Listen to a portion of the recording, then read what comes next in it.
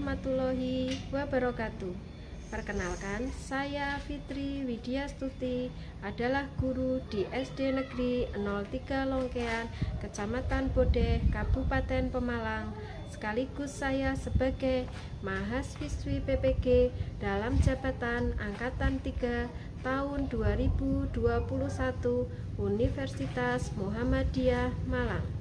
Hari ini 18 Oktober 2021 saya akan melaksanakan praktik uji kinerja di kelas 4 dengan tema 4 berbagai pekerjaan, subtema 2 pekerjaan di sekitarku, pembelajaran 1 di SD Negeri 03 Longkean, Kecamatan Bodeh, Kabupaten Pemalang. Terima kasih. Wassalamualaikum warahmatullahi wabarakatuh.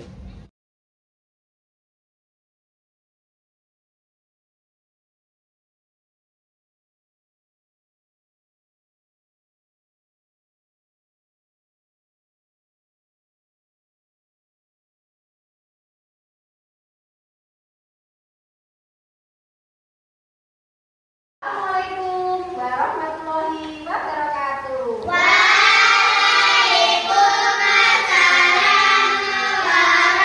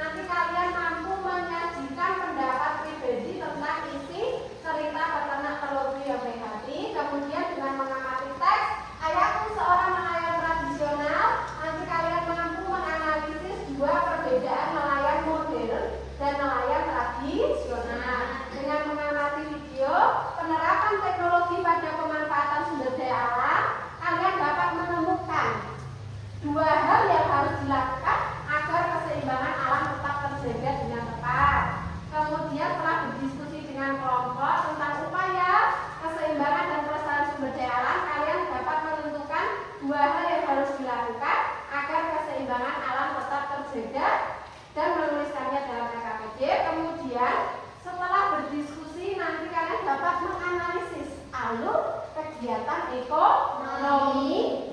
Kemudian kalian nanti juga dapat menampilkan jenis pekerjaan yang ada dalam alur kegiatan ekonomi. Kemudian peserta didik dapat menunjukkan nanti setelah mengamati lingkungan sekitar sekolah, kalian dapat menunjukkan 2 jenis kegiatan ekonomi yang menghasilkan barang dan jasa. Kemudian dengan berdiskusi dengan kelompoknya, kalian mampu mendesain 2 jenis pekerjaan yang menghasilkan barang dan jasa. Nah, manfaatnya apa yang kita belajar pagi ini? Kita akan belajar tentang materi 1, mengkomunikasikan pendapat pribadi tentang isi teks. Yang kedua, membandingkan pemanfaatan teknologi modern dan tradisional, serta membandingkan jenis pekerjaan ekonomi. Pembelajaran ini bermanfaat agar kalian itu memiliki pengetahuan mengenai pendapat pribadi dari sebuah teks, kemudian dapat mengetahui pemanfaatan teknologi modern dan tradisional, dan mampu membandingkan jenis pekerjaan ekonomi ya. Semoga pembelajaran pagi ini bermanfaat untuk kita semua ya. Ya, Bu Guru mau tanya sebelum memulai pelajaran, apa pekerjaan yang ada di lingkungan sekitar kalian, di sekitar rumah, sekitar kalian ada pekerjaan apa saja? Petani banyak itu di situ ya. Ada apa lagi? Pedagang. Terus? Guru punya teks peternak telur puyuh yang baik hati ya. Silakan dibaca. Siapa yang mau membaca? Saya, Bu. Silakan Mbak Dian dibaca. Pak Umar memiliki peternak telur puyuh yang cukup besar. Peternak telur puyuh Pak Umar terletak jauh dari perkampungan penduduk. Telur puyuh yang dipelihara Pak Umar termasuk telur puyuh. Petelur Pak Umar memiliki banyak pegawai yang membantunya dalam memelihara ternak.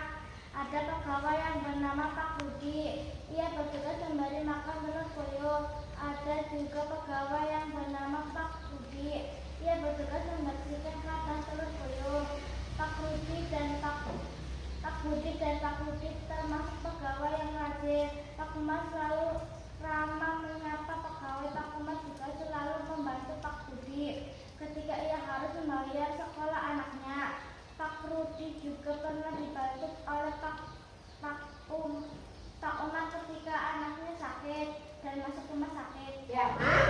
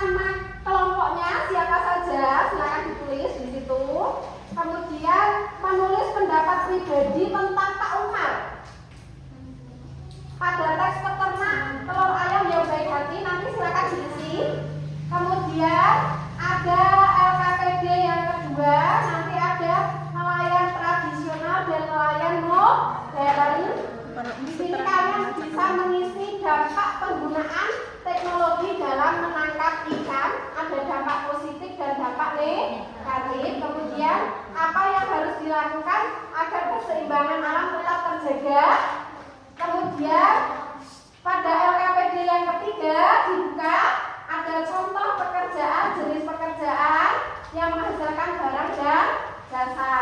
Silakan LKPD-nya dibuka. Coba kita konsep pemahaman tokoh-tokoh cerita ini tadi. Judul ceritanya bisa dilihat di bahan ajar tadi. Judul ceritanya apa? Apa Mbak Dian? Ceritanya telur puyuh yang baik hati. Tokohnya ada siapa saja kelompok 3? Tokohnya siapa saja tadi? Pak Umar, Pak Rudi, Pak Budi. Terus tokoh yang paling disukai siapa? Pak Umar. Kelompok 2 menjawab Pak Umar. Mengapa kok menyukai Pak Umar? Oh, berarti ya. Di situ tadi juga ada hal yang dilakukan oleh tokoh. Apa saja tadi yang dilakukan oleh tokoh? Pak Umar, Pak Budi, Pak Rudi. Tadi yang dilakukan apa saja? Oh, menolong. Ketika anaknya masuk rumah sakit, ya pintar. Tangannya keras ya.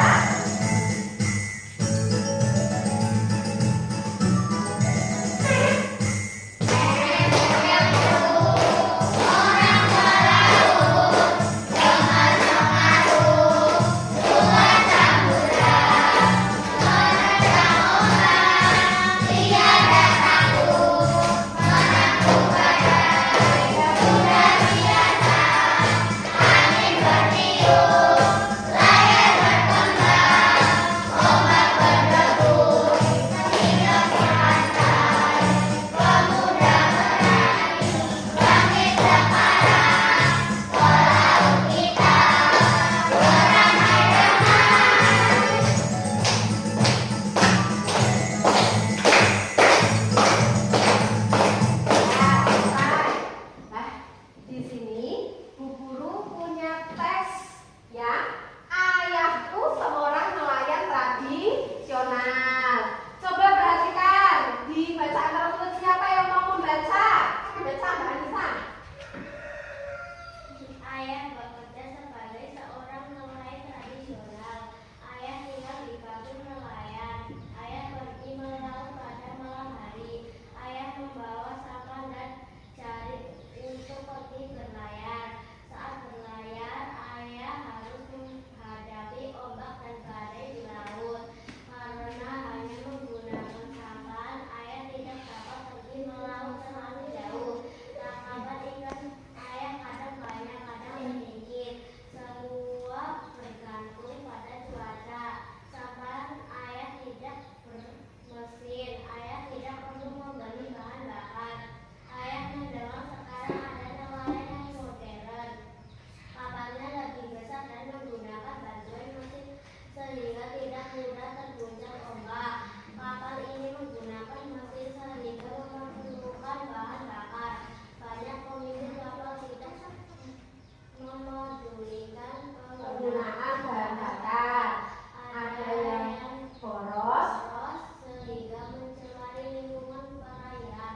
Mereka bisa berlayar melaut lepas sehingga tangkapan ikannya banyak. Alat penangkapan ikan mereka berupa jaring dan juga radar yang bisa mendeteksi kumpulan ikan. Bahkan ada yang menggunakan bom. Ya.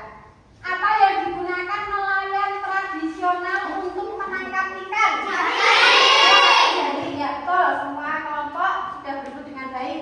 Apa yang digunakan nelayan modern untuk menangkap ikan?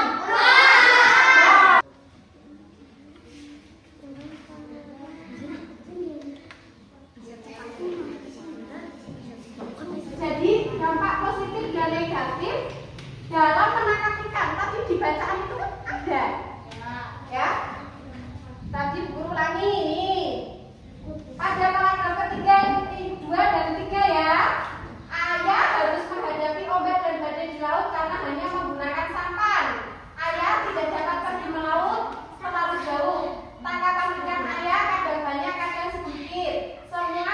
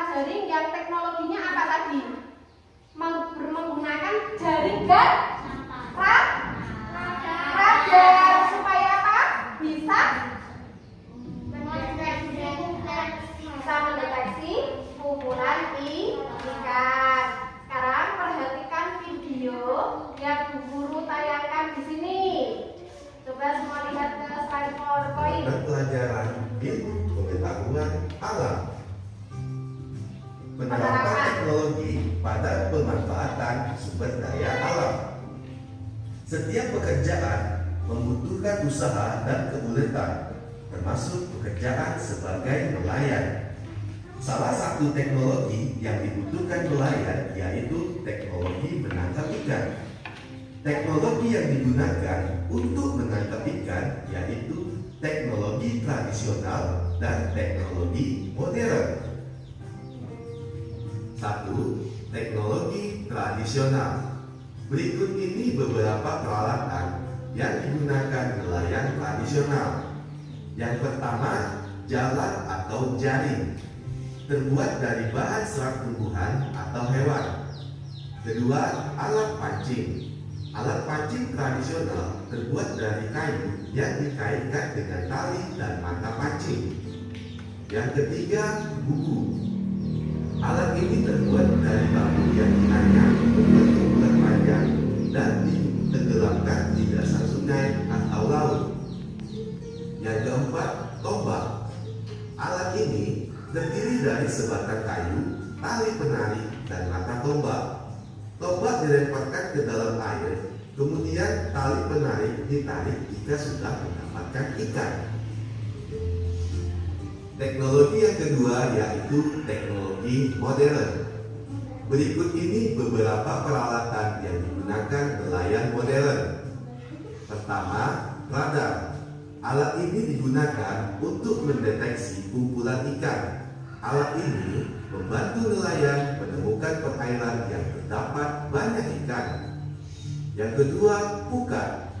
Pukat dapat menjaring ikan lebih banyak dibanding jaring tradisional. Ketiga, racun. Racun merupakan zat pelemas untuk ikan yang terbuat dari tumbuhan dan bahan kimia. Selanjutnya, bom. Merupakan bahan peledak yang diledakkan di dalam laut untuk menangkap ikan. Perbedaan dan persamaan nelayan tradisional dan modern. Nelayan tradisional menggunakan perahu layar dan menggunakan peralatan tangkap yang masih sederhana. Sedangkan nelayan modern menggunakan perahu bermesin, menggunakan peralatan tangkap modern, memanfaatkan gelombang suara atau sonar. Persamaan dari nelayan tradisional dan nelayan modern yaitu sama-sama mencari ikan, menjual ikan untuk kebutuhan sehari-hari, dan sama-sama mengandalkan perkiraan cuaca dan gelombang laut. Dampak pemanfaatan teknologi bagi keseimbangan alam. Dampak positif penggunaan teknologi yaitu pertama, teknologi tradisional. Dampak positif dari teknologi tradisional tidak merusak ekosistem. Kemudian, bahan dan alat yang digunakan mudah didapat. Selanjutnya, dampak positif dari teknologi modern. Hasil tangkapan nelayan lebih banyak. Yang kedua, menghemat waktu dan tenaga karena menggunakan peralatan canggih. Dampak negatif penggunaan teknologi. Dampak negatif penggunaan teknologi tradisional. Hasil tangkapan sedikit karena bergantung pada cuaca dan arah angin. Yang kedua, menghabiskan waktu dan tenaga karena peralatan masih sederhana. Dampak negatif dari teknologi modern yaitu merusak lingkungan jika digunakan secara berlebihan. Menghabiskan biaya karena alat yang digunakan dibuat oleh pabrik. Beberapa teknologi penangkapan ikan sudah dilarang penggunaannya. Contohnya penggunaan bom dan pukat harimau. Akibat penggunaan bom ikan, bom mengandung bahan kimia yang dapat mencemari laut. Ledakan bom menghancurkan terumbu karang dan ekosistem di bawah laut. Ledakan bom membunuh semua hewan laut di sekitarnya, termasuk anak-anak ikan dan terumbu karang. Penggunaan teknologi yang dilarang penggunaannya yaitu pukat harimau. Akibat penggunaan pukat harimau yang besar dan berat dapat merusak terumbu karang dan ekosistem laut. Hewan laut lainnya ikut terjaring sehingga jumlahnya semakin berkurang atau punah. anak ikan ikut terjaring sehingga mengganggu kelestarian berbagai jenis ikan. Hal-hal yang perlu diperhatikan supaya keseimbangan alam tetap terjaga. Pertama, tidak menangkap ikan secara besar-besaran. Kedua, tidak menggunakan bahan peledak atau racun. Tiga, tidak menggunakan ikan harimau. Dan yang keempat, memperhitungkan daun hidup ikan. Menurutmu, bagaimana cara nelayan menangkap ikan agar keseimbangan sumber daya alam? Ini tadi sudah guru tayangkan penerapan teknologi ya. Nah, ini bisa untuk melanjutkan mengisi LKPD juga.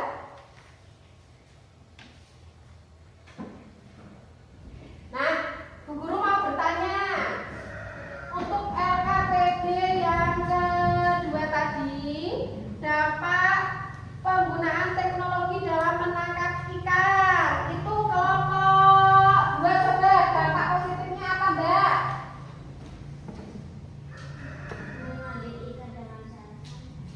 Mengambil ikan dengan cara menggunakan sampan. Kalau dampak positif dari kelompok 1 apa Mbak? Tidak perlu membeli bahan bakar, berarti hemat ya. Kalau dampak negatifnya apa? Dampak negatifnya tadi kan pakai, ayo dampak negatifnya apa? Ada yang bisa? Bom. Dampak negatifnya kok bom? Bisa cepat punah. Akan saksikan ini. Di sini ya, ini ada diagram pen. Nelayan tradisional dan nelayan modern. Nelayan tradisional itu pergi melaut malam hari. Kalau modern pergi melautnya bebas kapan saja. Nelayan tradisional menggunakan kapal, sampan ya. Nelayan modern menggunakan kapal. Nelayan tradisional tidak bisa melaut jauh. Kalau nelayan modern bisa berlayar ke laut lepas. Kemudian nelayan tradisional tidak menggunakan radar, nelayan modern menggunakan radar. Nelayan tradisional tidak membutuhkan bahan bakar, nelayan modern membutuhkan bahan bakar. Kalau persamaannya sama-sama menangkap menggunakan jaring ikan ya. Sekarang kalian Bu Guru agar ini keseimbangan tetap terjaga tadi dengan menggunakan pemanfaatan teknologi yang ramah lingkungan, misalnya menggunakan apa tadi? Sampan. Kemudian menggunakan analisislah alur kegiatan ekonomi. Coba perhatikan, itu kan ada gambar apa? Dari sini ini gambar apa ini? Ini orang menangkap ikan. Panahnya ke sini. Setelah menangkap ikan menjual. Nah, ini dikumpulkan dulu. Biasanya kalau di daerah seperti Guru kan orang pantai juga ya. Asalnya dari laut itu dibawa ke kongsi. Ke kongsi itu semacam tempat pengumpulan ikan. Setelah itu baru ini apa? Ikannya dibawa, dimuat, kemudian sampai kemana ini? Pasar. Dibeli oleh siapa? Dibeli oleh orang. Kemudian setelah itu diapain ini? Dimasak. Setelah ini kan yang terlibat ada pekerjaan apa saja? Nelayan. Terus pengumpul itu orang yang mengumpulkan apa tadi? Ikan. Terus ada sih pekerjaan apa lagi? Yang mengangkut ikan tadi siapa? Sopir. Kemudian ada yang juga distributor itu apa? Menjual ikan ke pedagang ya. Kemudian ada juga pedagang. Hasil dari setiap pekerjaan barang dan jasa yang menghasilkan barang, contohnya siapa tadi? Nelayan. Menghasilkan barang berupa apa? Ikan. Kalau yang menghasilkan jasa contohnya apa? Kalian mengamati lingkungan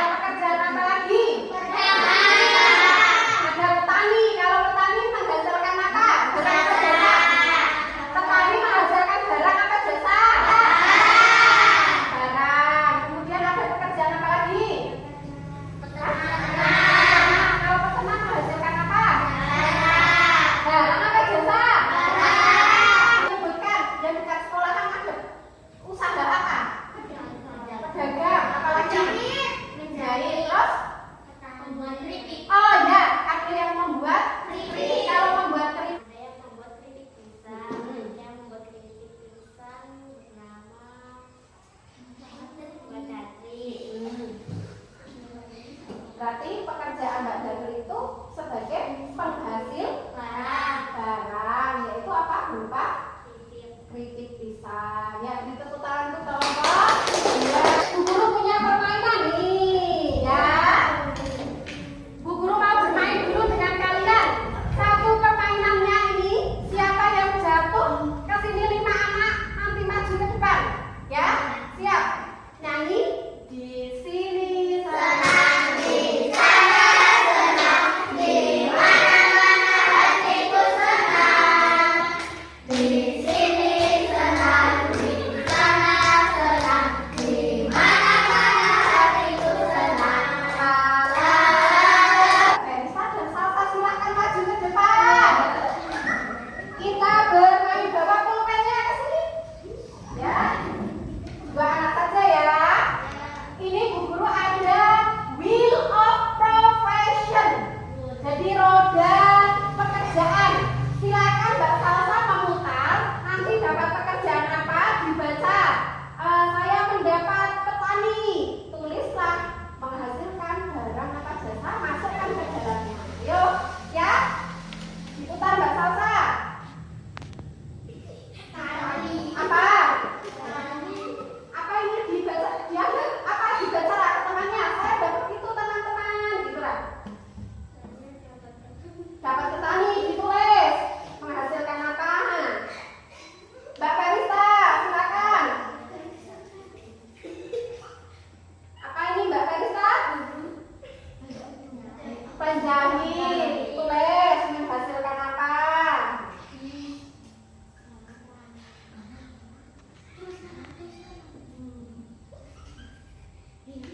Ya, sekarang Mbak Salsa dipresentasikan ke temannya. Saya tadi mendapatkan apa? Terus dibaca. Dibaca. Saya mendapatkan. Kemudian petani menghasilkan apa? Betul tidak? Petani menghasilkan barang? Betul. KPD ketiga itu kalian mengisikan nama pekerjaannya terus dipilih barang apa jasa. Centang ya. Nih, diisikan. Iya, tuliskan ini tadi. Ini kan juga ini pekerjaan ini, ya. Ini silakan diisi. Waalaikumsalam warahmatullahi wabarakatuh.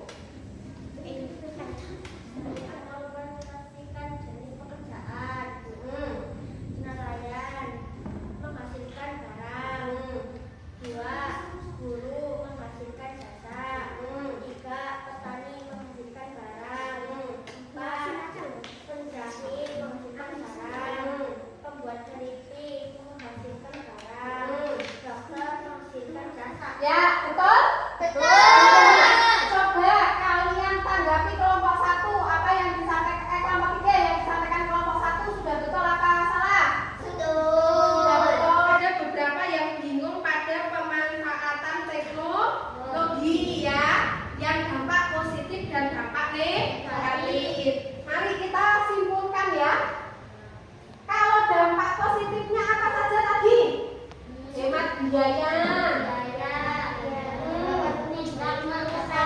Tidak merusak lingkungan. Terus kalau dampak negatifnya apa saja tadi? Nah, sekarang ada yang belum kalian pahami? Sudah paham semua? Sudah. Sekarang Bu Guru berikan evaluasi pribadi. Silakan itu dikumpulkan lagi di sini.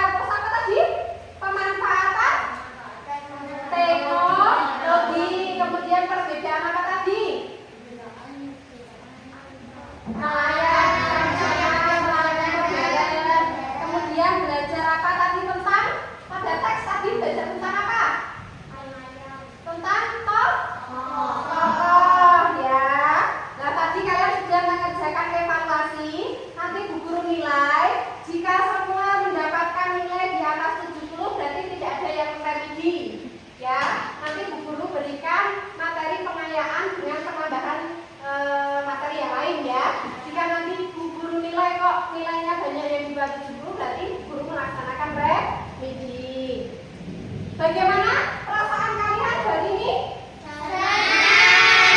Ada yang ingin ditanyakan? Tidak. Kemudian Bu Guru berpesan pada kalian tetap semangat dalam belajar walaupun ini masa pandemi. Jangan lupa membantu kedua orang tua. Tetap rajin beribadah. Besok kita akan belajar tentang pekerjaan orang tua kita, ya. Kemudian kalian juga jangan mudah putus asa, ya. Selalu harus semangat, rajin belajar, banyak membaca, ya. Kemudian di masa pandemi